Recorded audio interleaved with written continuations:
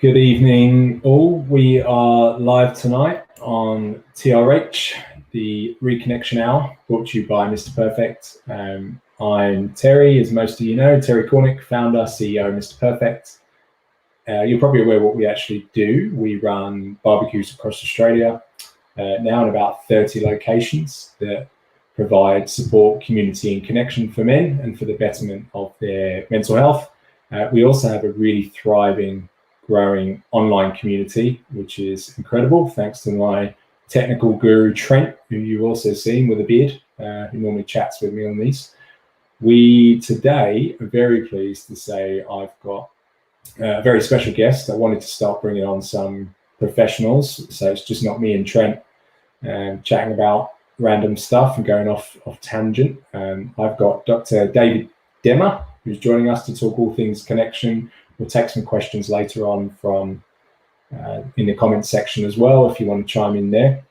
So Dave, I met on LinkedIn, I believe. I put a shout out to speak to some professionals, mental health professionals, and someone tagged him in our post. I think he's been following a lot of what we've done over some time. We have some mutual connections as well. He is a Melbourne-based clinical psychologist, co-founder of a private practice, lots of research into men's mental health, huge amount, pretty impressed by reading through his CV.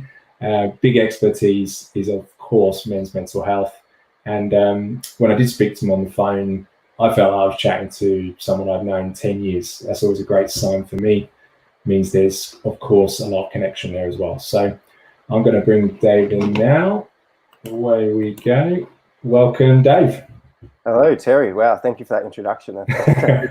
How you to follow me around in the world and just say nice things about me. That's wonderful. There we go. Well, I wrote it down, and then I thought, no, I'm going to try and freestyle this, but I didn't want to say too much because you told me you're a talker, and I thought I'll leave you to do that. So tell us about you, Dave.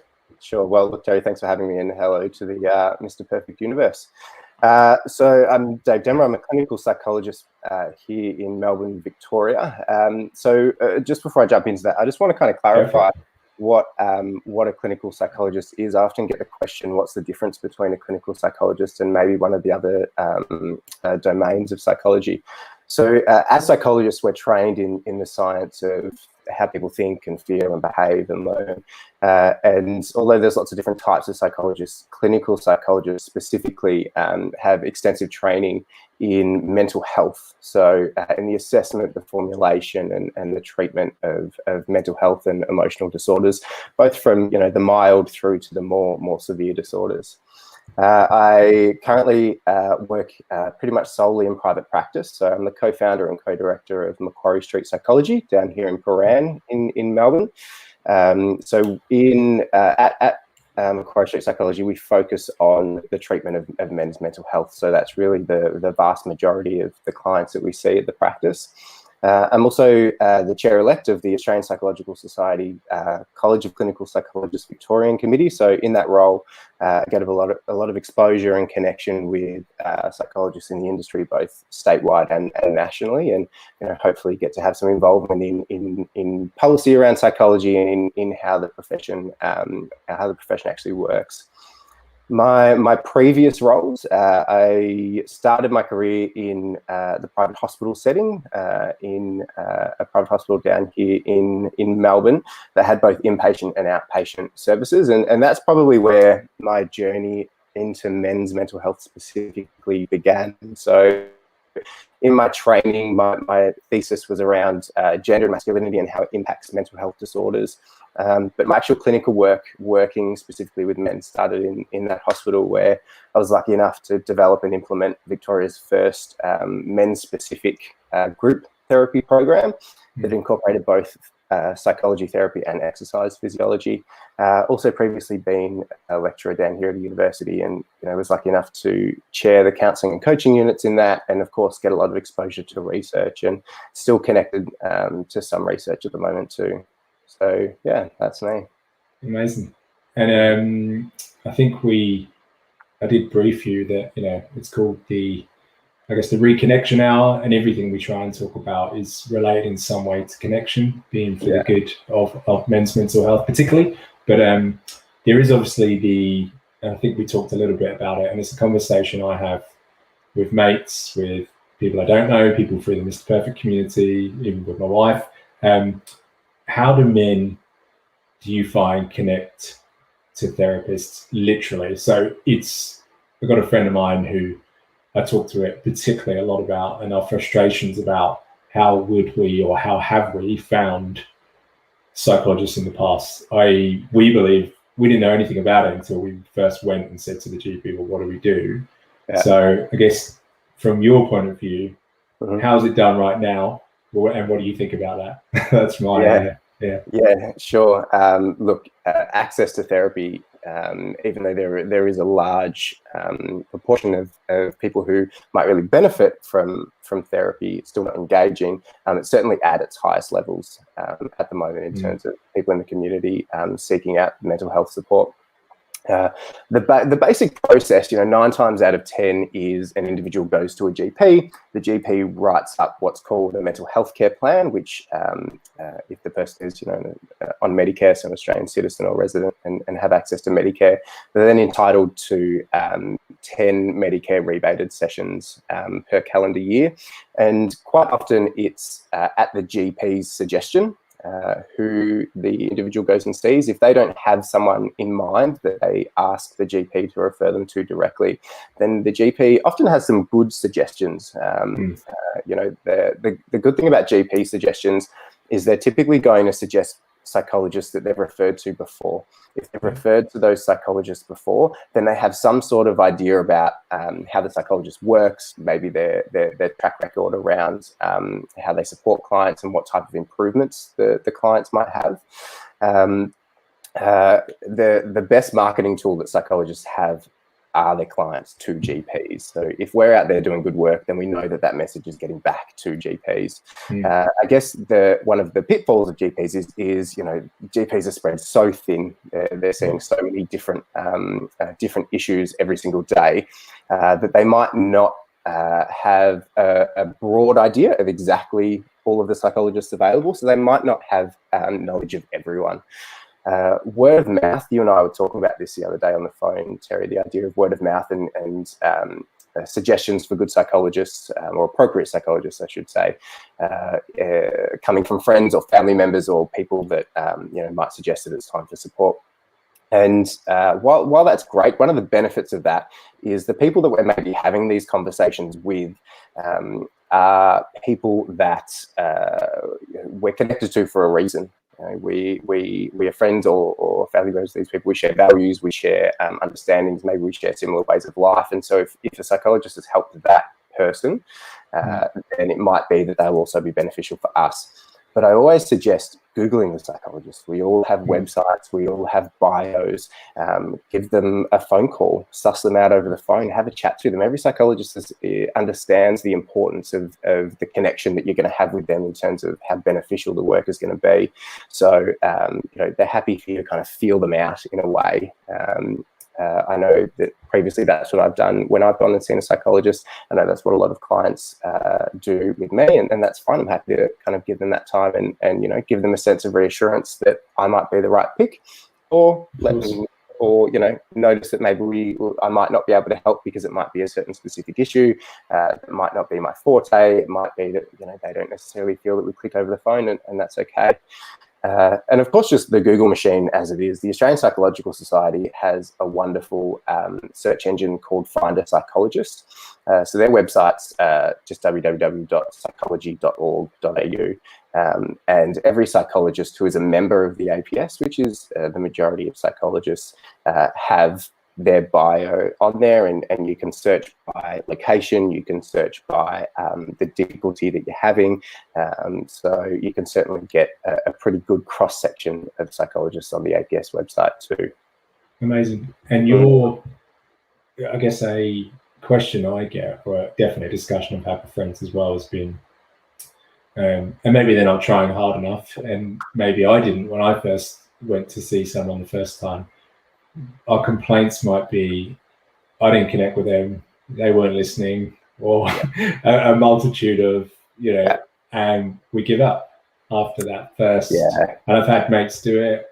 I know I kind of did it when I felt my situation was a bit different. I saw a few different types of specialists first, but I guess what would you say in that scenario? Like, what advice would you give? Because I know some people think they're just going to find it the first time and they get frustrated when they don't. Yeah. Look, it is difficult. One of the questions that I'm always asking over the phone the first time I speak to someone or in first sessions is, have you been to a psychologist before?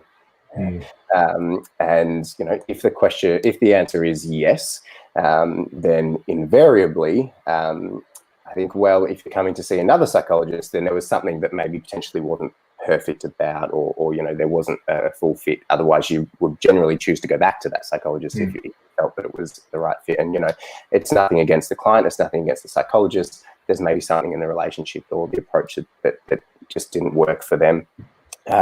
So I would encourage people to always recognize that you're not going to connect with everybody, and that's okay. At the end of my first session with my clients, I always have a discussion, encouraging them to reflect on the session, walk away, really understand the thoughts and the emotions. Do you feel comfortable? And I say to them, it's okay if I get a text message from you in a couple of days saying, you know what, Dave, maybe not the right fit, I'm going to head back to my GP, or I'll happily offer some other suggestions of some psychologists that I think are fantastic as well. So keep going until you find the right fit, I guess, is what I want to say about that. And it does come, and when you find that fit, the research shows that the majority of the the improvement that happens through therapy is actually a result of the connection you have with the therapist, which is really powerful. So, we'll sit there for 50 minutes and go through strategies or unpack narratives and talk about difficulties in your life. But it's actually just the fact of sitting there and being with that person, being able to connect with them, that is, where actually most of the change happens, which is huge. Yeah, of course. I think I talked a little bit to you about it, but my experience was a little bit different when I found the right psychologist. That I saw them at a presentation, and I just thought, wow, they know their stuff. They were quite academic, but at the same time, I just felt connection to them just watching them on the stage. Got in touch with them, didn't expect them to be available. They weren't for a while because they weren't doing all clinical work. And then eventually when I went, and I'm glad I took that punt, because we did have a great connection, a really good connection. And I was very lucky and almost felt guilty, and that was part of my personality as well, one of my problems. But I felt guilty when I was telling friends or people who'd had a bad experience. My psychologist is really good. But having said that, as a side point, I did recommend once to a friend a psychologist who I kind of knew semi as a friend and thought they'd be great for them.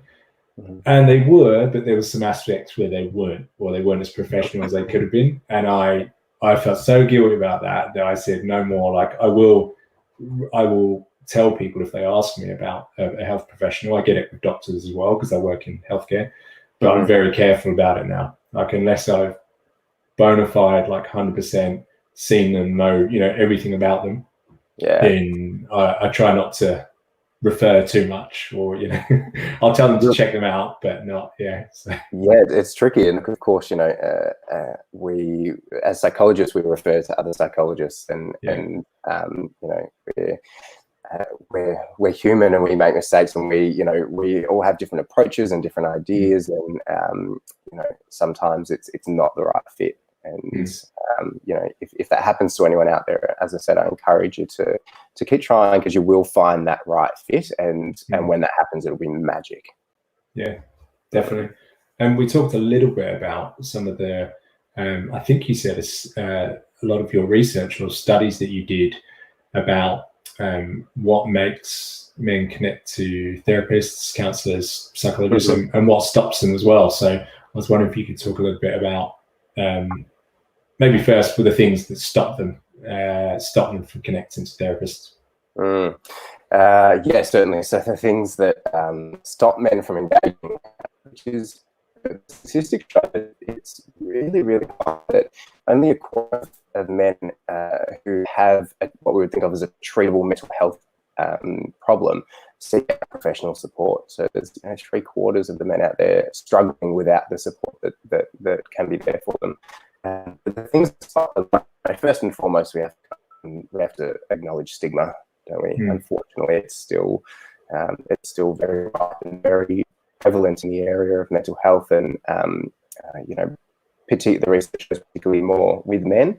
So does therapy mean that I'm weak, or that I'm a failure, or that I'm crazy, or judge other people? So those types of what I'd like to think out is still prevalent. I just want to answer those questions. No, it doesn't mean any of those things. I think too, and one of the things that really fueled my research area is, I guess, a fear of what therapy is, and that fear kind of growing from maybe kind of misinformation or a misunderstanding or misconception of what actually is involved in therapy. And when we looked into this last year in some research that we did here in Australia, we found that men actually quite often don't have accurate understandings about what therapy involves and what actually happens in the room in those 50 minutes each week or each fortnight. It really is. A lot of people still do hold the idea that it's all kind of waterworks and talking about your mum. When it often really isn't. Therapy can be very action-based. It can be very kind of future-orientated and solution-focused and productive rather than kind of reflective. I see therapy as having these two kind of main aspects. On one hand, we've got what we think of as kind of the talk therapy part, which is, the traditional understanding maybe of what therapy is, where we're debriefing and we're talking about, difficult situations, and we're trying to bring understanding and looking for patterns, and, maybe talking about childhood, maybe not talking about childhood. And then on the other hand, we've got the more strategy-based stuff. So that's more about answering the question of, what do I do when? What do I do when I'm having a panic attack? What do I do when I don't have the energy to go to work because I'm feeling so flat? What do I do when I'm having conflict with my partner and we can't seem to have an effective conversation together? And therapy kind of really involves this, so we can't oscillate between the two. People's experience more down end than the other, or more down this end and that end. So it's not all sitting there and always being vulnerable. There's certainly a lot more laughter in my sessions than there is crying. It's good to hear, because I think I definitely had that perception that it wouldn't be it would be going back over my past. So what I did was, my psychologist laughed about it. I pretty much, being a writer and being very detail orientated, I found that writing was just great for me, like to get it onto paper. But I would maybe I overdid it, and I just wrote down like all the things I wanted to get off my chest and everything that had happened to me or whatever first. So it was like this two-part thing. So effectively my health record, but like psychologically, and then just gave it to him before the session. And then he took it out in the session and went, wow. Because I don't normally read, I didn't want to read it, he said, but I did. Because normally I wouldn't. He said, but I felt compelled to, so he read it. Because I'm glad I did, because I feel like you were trying to prepare me for what we might talk about, or maybe you didn't want to talk about. And that was quite interesting. As well. Well, there were a couple of things that I probably subconsciously I ended up talking about, but I didn't write down. So it was, I think he picked up on that, and I've given it to him. And then, it was really strange, because I just assumed, I'm going to have to go through all this stuff, each single point. And there was barely any talk about the past, which I found there were a couple of things like to sort of, get to the root of why things were happening. But I think I accessed it at a time where I knew exactly what the reasons were, and like I'd pathologized them, I'd gone over them for for my life effectively. So therefore I was actually searching for more strategies, and it was probably me stopping myself going forward. So I was pleasantly surprised when he said, well, actually, these are things we're going to deal with proactively, like, you know, when you go to work or what you're thinking on the way to work and blah, blah, blah, blah, blah. And we went through these things. I was like, wow, actually, this is not, and it almost, in one sense, it was really great. In another, like, disappointed me. I was like, we're not going to get to talk about all the stuff for the reasons. And he was like, that's not, you know, we can talk about it if you want, but I'd rather focus on the positive. So that was good. Like, that was, and I try and explain that to people now, just out of pure, like, people I know who are struggling, or it's almost, as I said about the Mr. Perfect stuff and connection, we're trying to focus on, we're not trying to disregard anything negative that's happened to someone or their experiences, but we're trying to move them forward, I guess, in a sense. And the things that, I mean, there's obviously those things that are stopping people, but what do you think makes, what compels men, I guess, to connect to a therapist as well? Well, you know, our main focus, particularly at the beginning, is building rapport, and that's, you know, a big part of our job at the beginning, is to make someone feel comfortable and to be, you know, what we term congruent or authentic, but at the same time understanding where the client's at and where we need to meet them, and build rapport that way. So I guess if I talk to my approach specifically, you know, generally, I'm a fairly relaxed person, so I tend to bring that into therapy, and hope that makes people comfortable. The stuff about practice, for example, so in approach psychology, we are 2 cottages, so kind of redeveloped and refurnished cottages rather than kind of a clinic feel. So you come in and you know, in the lounge room, you watch. Sorry, Dave, just losing you there a bit. It's just got a bit fuzzy. I think that's better now. That should be better. Is that better? Yeah, that's fine now. I can hear. So I was just talking about like our practice itself. We try to make a clinic feel.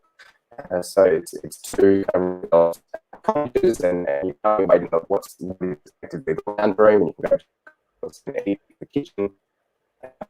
Rather than being, so sorry, mate. It's gone again. Are you able to just, if you just sign out and you better log back on? Yes. Just quickly. It's just gone really fuzzy, and the sound. I don't want to miss what you're saying. That's important. I'll fill the space. Yeah. So interesting chat so far. I know there's a couple of technical issues there, so just wanted to see if Dave could log back in, and see if we can get a bit of a clearer connection for him. Ironically, connection. But I just wanted to put the shout out to anyone who's watching, or any of the current Mr. Perfect community. Fire away any questions in the comments section as well. Yeah, I just had a comment that the internet's terrible, unfortunately. Yes, it is. We will try and fix that our end. Here we go. I'll bring Dave back in. There you go. Is that better? That is better. That is much better. Okay. Sorry. Cool. There were a couple of sections. No, it's fine. There were a couple of sections where I just didn't want to stop you. And I thought, right, we can just about make it out. And then it got really bad on 2 sections. So it's fine. No problem. All good. We'll try again. That's okay. I changed internet connection. So maybe. Oh, legend. Excellent. So yeah, what makes men connect to therapists? Yeah. So as I said, like building rapport is crucial to what we do initially as psychologists, and talking to my own experience and the way that we've set up our practice, it's a couple of refurnished cottages that have more of a homely feel rather than a clinic feel. You know, you wait in the living room. You know, technically my office is the bedroom, and it's just kind of a more relaxed sense, hopefully, that you have when you come to the practice. And if, you know, when you walk into my office. Good, Jeremy. There you go. If you walk into my office, you know, you don't see a chaise lounge or, you know, a jacket with tweed elbow pads or anything like that. No beds. No, absolutely not. You know, what you find is a couple of chairs, a coffee table. You know, me there in my jeans and sneakers usually, and I feel, because of the population that I work with, which is, you know, mostly men, And quite often first time, what we call first time engagers as well. So people who haven't actually sought out any type of mental health service before, that puts them at ease.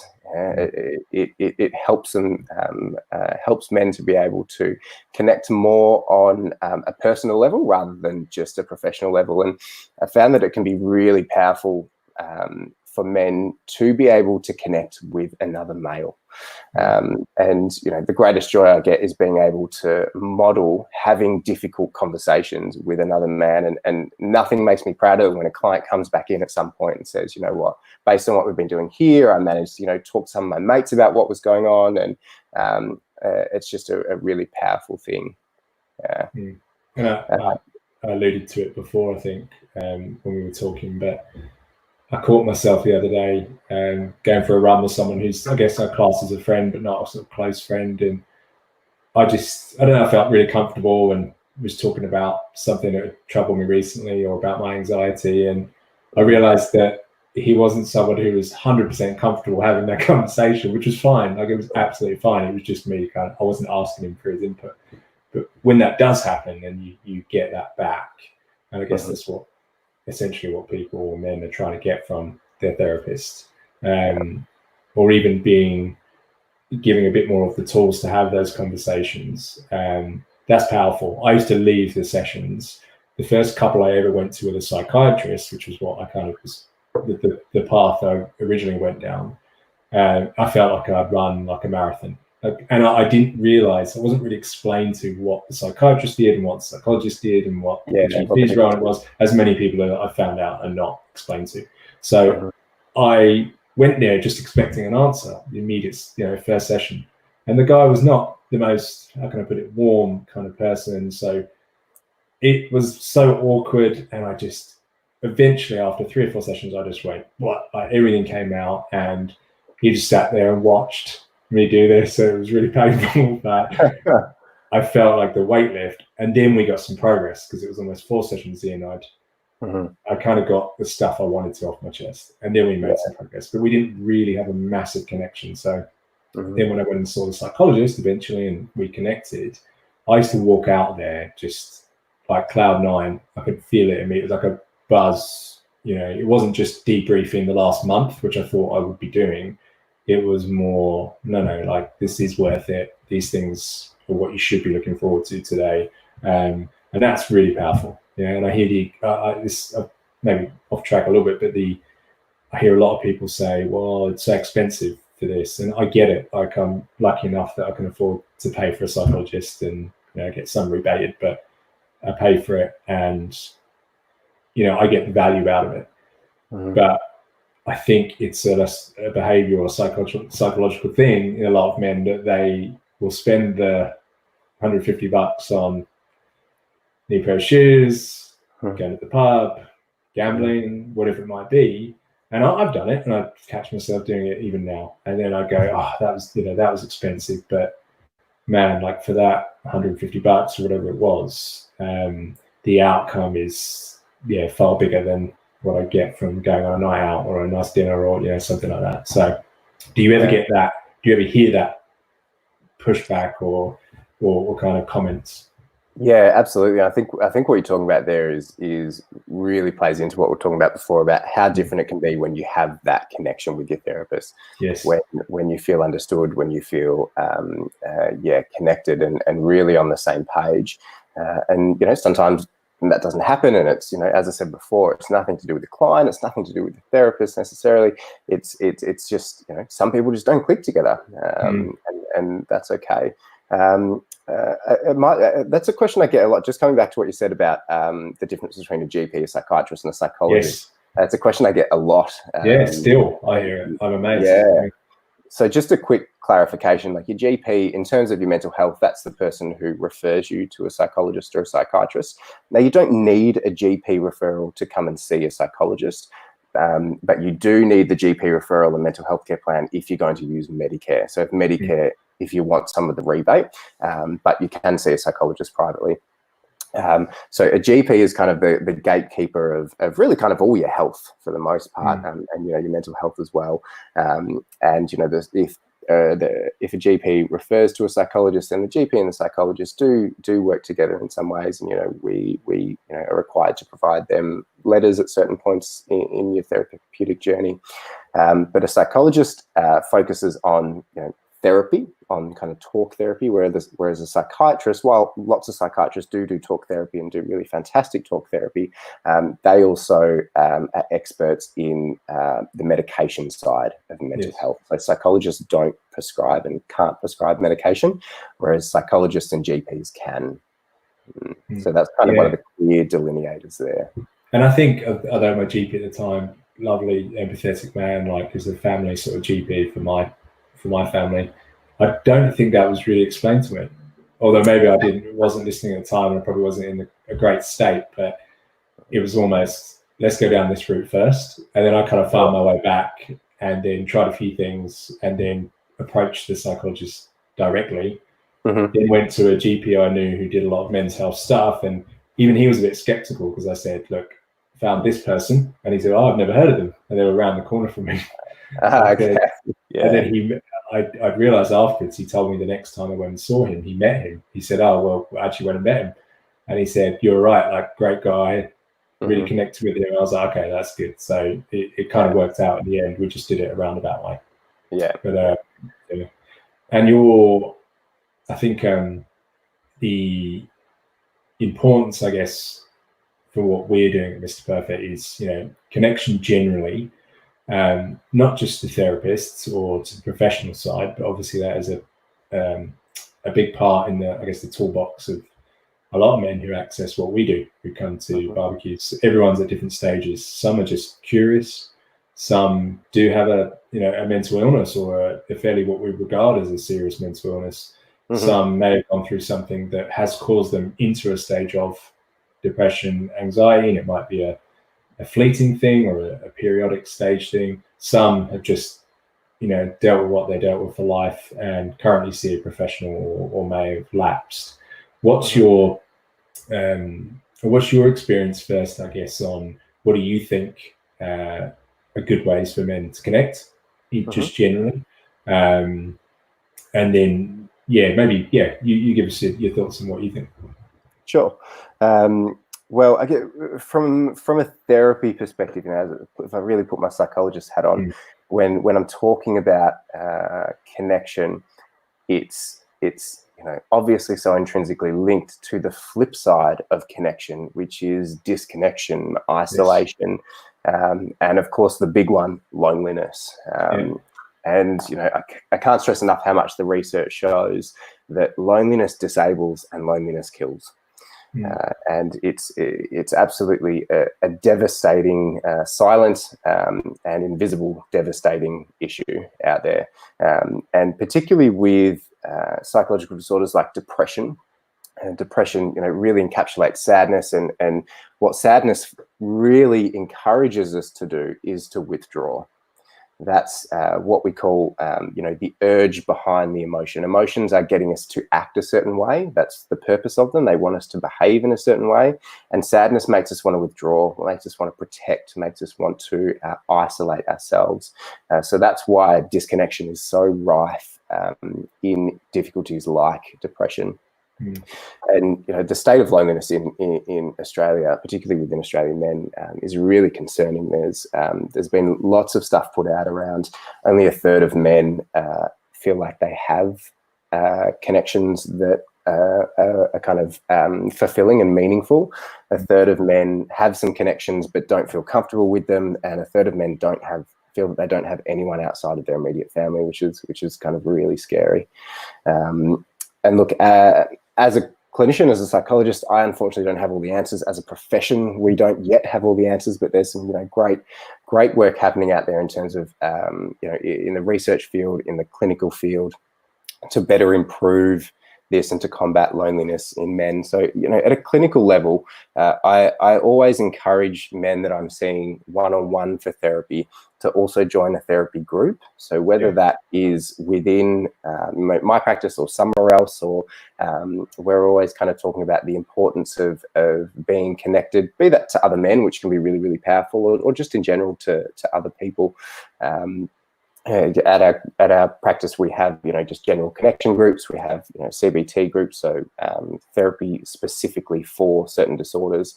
But even out there in the community, there's lots of opportunity to be able to do things of interest and connect with other people doing those things. Of course, at a more kind of grassroots level, the things Terry, that you and Mr. Perfect and other organisations like you are doing are great opportunities for men to be able to connect. And I've been following your work for quite a few years, and it's really heartwarming to see as the barbecue numbers grow and just spread out. And I know that you're in other states now, and hopefully reach more kind of closer to Melbourne, so I can attend at some point. Things like organisations such as Men's Shed, Beyond Blue have really great programs around new fathers, things like that. So we know that mental health for new fathers is also an area that we really need to be thinking about. And we know that men who feel more a part of their community are more likely to rate their social connectedness higher, and are more likely to feel resilient, and more likely less likely to experience significant depression or periods of significant anxiety as well. If you're a member of the LGBT community, there's fantastic groups to connect with with other members of those communities as well. So there are opportunities. There's a great website as well, actually, which is called meetup.com. Have you heard of that, Terry? So funny enough, that's where we first used to schedule the barbecues. So pretty much we called them meetup barbecues, right? We've moved a little bit away from it now because just purely on a practical level, Facebook has been an easier tool to use and has been a more a wider tool, right, to use. But it's funny you should say that, because Gary, who's I think watching right now, Gary Hope, he's our Surrey Hills barbecue host in Sydney, and he's just like the guru on it and knows how to connect with anyone and everything on it, and has built absolute communities around it. He came here to Sydney less than a year ago, I believe, didn't know anyone, and has since created multiple kind of groups out of what he's done, not just for Mr. Perfect, but other guys, and is now kind of the hub for all of them. And he said, well, I think he said to me at our Christmas barbecue, the big one we did in Sydney, he said, well, I could have sat on my bum and done nothing and wallowed about it and thought, well, how am I going to get out there? Or I could do it. And he said, well, I don't think he was saying it was easy. He was just saying, well, I didn't really have a choice. I really wanted to make this work. I had to get out there and do it. And thankfully, he's the sort of guy had the confidence, energy to, despite his own struggles, to do that. So meetup was something some of the barbecue hosts still use it because it's a good way to sort of reach people to schedule them for. But I have noted there is an unbelievable amount of groups. If you type in anxiety, depression, support, whatever not necessarily a condition, but even for football, that was the thing how we started. We did soccer kick around and we put it on there. And just amazing. Unbelievable reach. I'm just amazed it's not as big as in Australia, or maybe I don't. It's absolutely fantastic. I put my clients onto it all the time.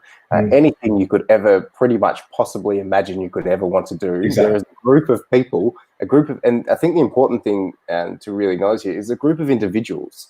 It's everybody, all these kind of individual people coming together to form this group, or these groups, should I say, on Meetup, which is fantastic because it allows you to feel, I guess, like you're not invading into another group. I don't know, over the past couple of years, I've done a few, anything you can possibly imagine you could want to do, from kicking a footy to having a barbecue to knitting a sweater. There's a group of people on there who are already doing it, who are going to welcome you with open arms. No, it's amazing. We've actually had people turn up from, found out about us through Meetup and turned up. And I always sort of ask if I've been at the barbecue, how did you hear about us? And it amazes me. I'm always in awe of the people that turn up clearly on their own, probably have not got many friends in that area, or they've said, they've come either from overseas or from interstate or whatever it might be. And I'm just, I don't know, like I feel this wave of like, oh my God, I could not do that myself. Ironically, I could not go on Meetup and do what they did. So I'm completely in awe of people who do that. And they turn up on their own, and, they might not say much for that first barbecue or whatever it might be. but they come back, and that's how we've had guys come back from meetup for 3-4 years now. So it's really good. I'm glad you said it, because we were starting to maybe not value it, but because we've become bigger and Facebook has become kind of our engine for most things. It's a good reminder to people that not just for our barbecues, but for anything they might want to do, chess, whatever. I had a guy saying like he loves his chess, and that's how he goes to meet people through it. I thought that was excellent. Yeah, it's amazing. They literally have a group for everything, and even beyond that, every, pretty much every community center is going to have, different types of courses, and it doesn't have to be expensive either. It doesn't have to be something that, hits you in the pocket. Yeah. And a sort of extension of that, we kind of mentioned it a little bit about, there's great community groups around and community grassroots movements that have popped up in the last few years that address anything related to mental health. I found when I did a sort of landscape of the mental health, I did a lot of research into it, I guess the mental health, I say industry, but sector, whatever you want to call it. And there was obviously some that weren't directly related to it, but it became this massive map. I did massive map, and a lot of people said to me, everyone was really positive about it, and they said it's really great that you went to that depth of doing it. And I went, wow, there's actually a lot of support for people. Maybe it's just a communication thing or a marketing problem, like for most of these groups. But then I also did get, interestingly, a couple of people messaged me and actually asked me for my deeper thought on it, which I thought was really good. Instead of just saying, oh, well done, this is amazing, it was, do you think this is a problem? It is a far too many groups out there that kind of replicating what, might be they're doing the same thing or have the same values. And I was just interested in that, because I didn't see it as a negative. I guess I saw it as maybe it's just a problem that people don't know about these things enough. I don't know. Like maybe there's a misconception that there's no help there out for you and for men. I hear that and people, there's nothing for me to do. But for me, doing the research, I can see there's a lot, but it's letting people know about it. Maybe, I don't know. What's your thoughts on it? Look, I totally agree. Actually, this came up for me pretty significantly back when I first started my journey into men's mental health, when I was developing the men's program at the hospital, and noticed that two things really sprung up for me. The first thing was it's on the social agenda. We are talking about men's mental health. It's out there. People can rattle off the statistics. People know that this is a problem. Yeah. So we are saying it loud enough that it's a problem. Of course, can always say it louder, but people know now, which is fantastic. And what else I noticed was that was being translated into grassroots movements, but not necessarily into clinical movements. Yes. So there were so many fantastic organizations. That's actually how I came across Mr. Perfect many years ago. Was I found that there were so many great community organizations, or as I said, just grassroots movements, but there was nothing at the more clinical level. So us as professionals weren't necessarily doing enough about it, I should say. And so I never think that there can be too much support. Of course. You might go through 10 groups, and the 11th group you find is the one that fits, just like you might go through a couple of psychologists, and the final one is the one that fits. I do want to stress, though, that there's lots of great clinicians and psychologists and social workers and mental health clinicians out there now, recognizing that we need to make sure we're doing more on our end, and not just kind of assuming that all men fit into a general category that can just be treated or helped in a certain way by us. That actually there are nuanced approaches that kind of need to happen as well. Definitely. And I'd never even thought of it like that. As you were saying it, I was thinking, even my psychologists and other psychologists I know probably would have felt the same thing, that they saw all this stuff happening at that level. We did. I've spoken to him about it. Completely, and rightly so, in their own world of doing what they do each day, which is bloody hard and intense. but the disconnect, literally disconnect between what's happening here in a silo, what's happening here in a silo, what might be happening in a public system somewhere, these groups. Once I started digging, I now get people reach out for me from a semi-government funded group, and they said, oh, we do a similar barbecue thing, can we kind of collaborate? 100%. I'm like, yeah, let's not replicate. You're doing something great, I'm doing something great. Let's go for it. But no, it makes complete sense. You know, I think there's just this misconception also that there's not a lot of psychologists around, or there's a lack of in the same way there's a misconception that there's not enough GPs, and there's not, you know, whereas there's also a lot of demand. I seriously think the key is connecting everything. Like the key for me, when I really dug deep and thought, well, what does Mr. Perfect do? Really all it does, and what I think my skill I bring to it, is connecting people. Like not necessarily myself to it, but other people to other people. That bridges the gap for them. That's an advantage. Then you got to look at it, I guess, bigger and go, well, how does that connect to the clinical realm, and how does that connect here? Because once you start bridging all those gaps, people feel like their journey through this of, oh, okay, I've got an issue, I've got a challenge, I need to do this. Where do I go first? They already should know, or at least have an idea of, okay, this is what I'm going to do. I'm going to have my social strategy here. This is how I'm going to get out on the weekend. I'm going to go out and do the 2-hour barbecue. I'm going to go and kick the football around on the Sunday and do this. I'm going to make sure I see my psychologist every Wednesday. I'm going to go to my GP every 2 weeks. And that then should, I don't know, that's like the ideal, right? That's the, even I don't do that. But that would be amazing. And yeah, a lot of the onus of that falls onto us as clinicians to make sure that, you know, we are recognizing and connecting with the community organizations, and giving you guys the support that you deserve as given the great work that you're doing. Excellent. I did say I was going to look at a couple of the Facebook comments we had. So Gary, who I talked about earlier, not so much a question, but a comment from him.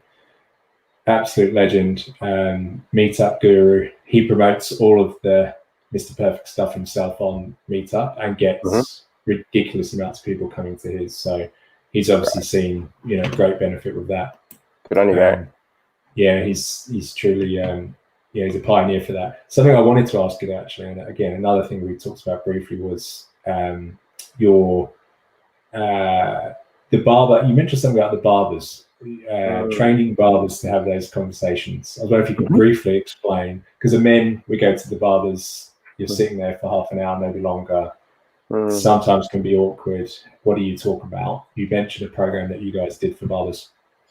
Yes, so I've been getting my hair cut at the same barber for many, many years, and I've developed good relationships with them, and they just asked me one day, said, hey, do you want to come in and talk about men's mental health to the crew? So, yeah, sure, no worries. So popped in, had a good chat, and thought, hey, this is, a lot of the conversation that came out of the interaction that I had there was that they're having difficult conversations and they don't know what the bloody hell to do, because they're not trained therapists, and so they shouldn't know what to do. So myself and my business partner, we developed a program called the Close Shave Initiative, where we go into barbers and train them up in some really basic strategies around how to have difficult conversations and how to recognize when someone in their chair might be struggling. So just basic things around active listening and how to ask a couple of questions, and then we equip them with the resources around lifeline numbers and Beyond Blue, and understanding how to contact a GP and get a mental health care plan to a psychologist if they want one, because I just have this firm belief that we're always going to be needed, the clinical side of things.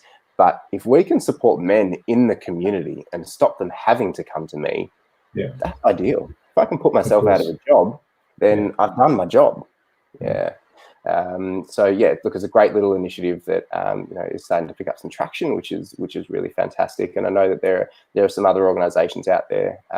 Since of course a new idea is never a new idea. Since putting it together, we've seen that there's a group of people overseas in the UK doing it as well. So yeah, it's exciting stuff. And as I said, if I can put myself out of a job, then I've done my job. Yeah.